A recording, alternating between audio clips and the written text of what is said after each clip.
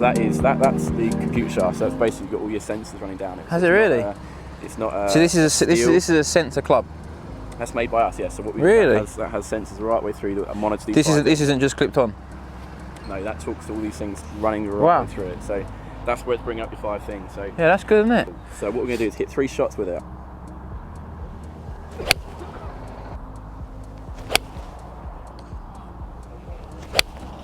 So 5 things we've got coming through here. You've got your head speed, tempo, toe down, kick angle, and release factor. So all these things that subconsciously go on, but what you've got in there at the moment, number 4, three options ahead. You've got your KBS tool, your C-tape, and your Damn It Gold, just slightly heavier. Yeah. Very similar in terms of their bend profile and what's going on with each shaft, but just that fraction bit heavy. So you've got your yellow one, which are your 6.5s. You know, this is the top 3 that are banded for their consistency. We look at TrackMan down the bottom there, 94 with the predominant ones there. So 94, so very accurate in terms of that. But then breaking these things down here, quite high numbers in there. Release factor in there 8, tempo in there at 7. So that's what we're saying about how you change the direction. Yeah. So you've got your toe down and how much the shaft bowing. Yeah. Interesting when we look at line. It bows a lot. That's quite a high number, yeah. So again, it needs to be upright that way, which, you know, your height-wise wouldn't suggest you'd be that far upright. But what are you 1 up, 1.5 up? Not that much up, yeah, like a little bit up. So you know, that would make sense as well as when that shaft's doing that. So yeah, and my miss will be to the right a little bit anyway, most of the time. The interesting thing is like I struggle for consistency, so because TrackMan only gives you certain numbers, which, you know, and you can go and test a load of shafts and feel like, well, what am I doing? Am I testing shafts or am I testing heads, or you know, what's doing what? And they all go pretty similar. Yeah. There's not that much between them to the eye. Still the same process. So you've got the 5 things coming through. You've got tempo, toe down, kick angle, and your release factor. Yep.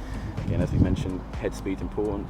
Let's take that off left-handed. That might not be. Might bring out some funky readings.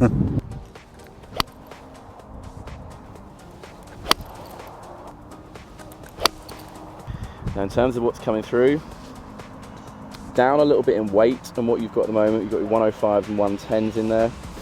But breaking it down into the EI curves, and when we're looking at the bend profile of each shaft, that is literally a way of unifying our shafts. It purely just breaks it down into how that shaft bends versus other shafts. Yeah. But when we break down your numbers into their individuals, we look at your shot averages, 81.7 head speed. You got your tempo, which we were discussing there, your change direction, toe down. So basically what's happening on the way down of what that shaft bowing. Yeah, for me, the one that really sticks out is your release factor, and that's just your swing tendency, and that's that one there, which always had that over the top kind of move. That's always been my pattern, so it kind of makes sense. Sometimes you might be feeling something completely different, and then you jump on Optimizer DNA and TrackMan, all these measuring devices, and then it can give you the actual real information and data to show you what that pattern is, and you know, there's no hiding away from the facts, is there? Because at some point you're going to drop back again, so you need to be able to go back and feel, okay, well, this was when everything felt its best, if I've got that information stored, and which we do. So I think it's just as important as when things aren't going well. It's probably more important when things are going well to really capture that, and you've got a reference point to go back to. What this chap's going to do is not worried about strike. Doesn't look like ball flight. It's going to be a little different, obviously, with the wind. It's going to get up your nose, but we're going to hit 3 shots of that. Oh. 5 things. You've got your head speed, tempo, toe down, kick angle, and release factor. All these things that subconsciously go on. Tempo being your change of direction. You know, when we're talking about how you mentioned earlier, you get sometimes a little bit that way. Toe down, kick angle, release factor. All that in. It's good.